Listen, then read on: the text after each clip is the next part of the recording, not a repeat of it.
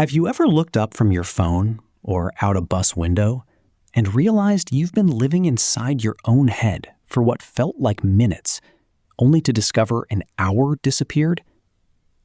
Now imagine that happening for 6 hours every single day. It sounds harmless because nothing is happening on the outside. But what is your brain actually doing during all that time? And at what point does imagination stop being a break and start changing the way you think? Here's the strange part. Your brain is never truly idle.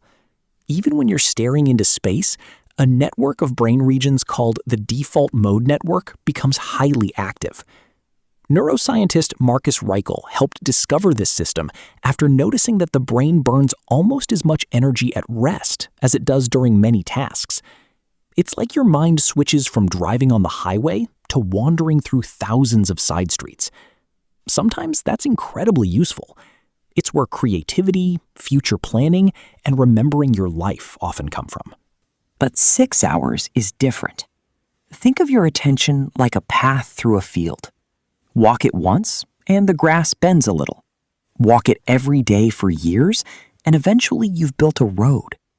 The brain works in a similar way. Psychologist Donald Hebb famously summarized it with the phrase, "Cells that fire together, wire together." The more often you escape into detailed fantasy, the easier your brain becomes at choosing fantasy over reality. That doesn't mean daydreaming is bad. In fact, psychologist Jerome Singer spent decades studying it and found that ordinary daydreaming can improve creativity, problem solving, and even emotional health. Many great inventions and stories began as someone staring out a window. Your brain needs quiet moments, the same way muscles need rest after exercise. Here's the thing, though. When those quiet moments become half your waking day, something changes.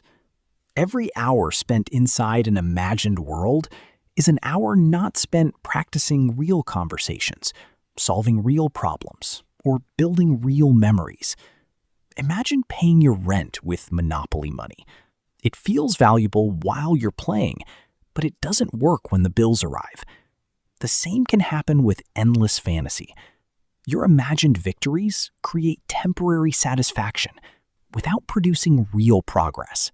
And this is where it gets uncomfortable.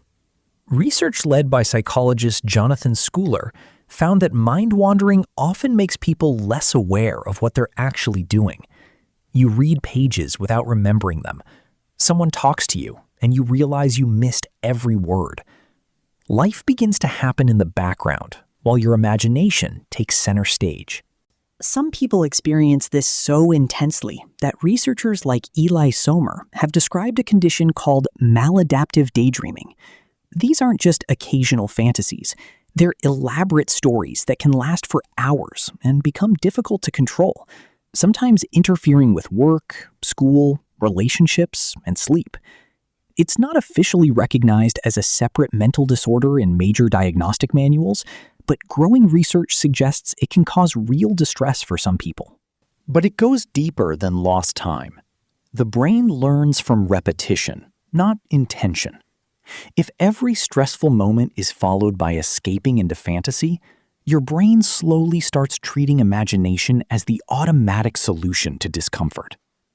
Real life begins to feel slower, messier, and less rewarding because reality can't compete with a world where every conversation goes perfectly and every dream comes true on command. The surprising twist is that the answer isn't to stop daydreaming altogether. Healthy minds wander. The goal is to make imagination serve your life instead of replacing it. Let your fantasies become blueprints instead of destinations. If your mind imagines writing a book, open a blank page.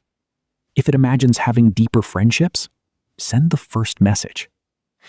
The bridge between imagination and reality is always one small action. Because in the end, your brain doesn't become what you dream about most. It becomes what you repeatedly do after the dream ends. If this made you look at your own wandering mind a little differently, stay curious, because understanding your brain is the first step toward changing it.